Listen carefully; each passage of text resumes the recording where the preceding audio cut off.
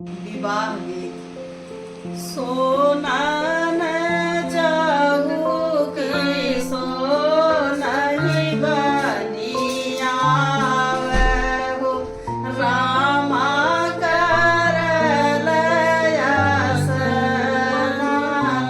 सोना न जाऊ कि सोना ही बनी आवहु, रामा करल यासना। माता कौशल्या के नजर पड़ी गई, अब रामा भइल से। माता कौशल्या के नजर पड़ी गई, अब रामा भइल से।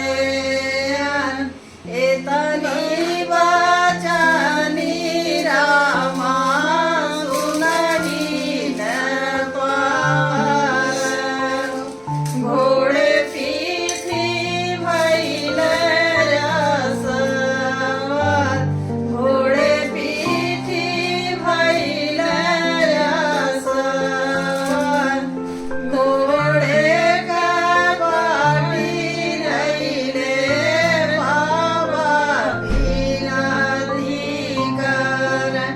बाबू धूपिने मान, घोड़े का बाटी धइले बाबा बिलाधिकार। बाबू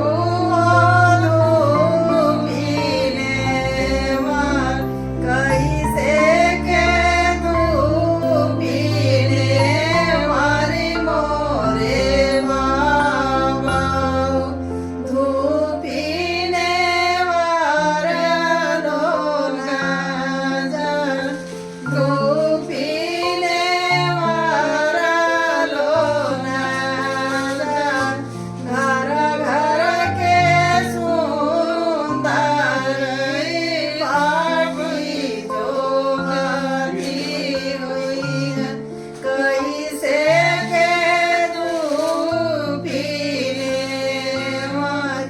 घर घर के सुंदरी सब पाटी जो हाथी हुई है, कैसे के धूपिने मान।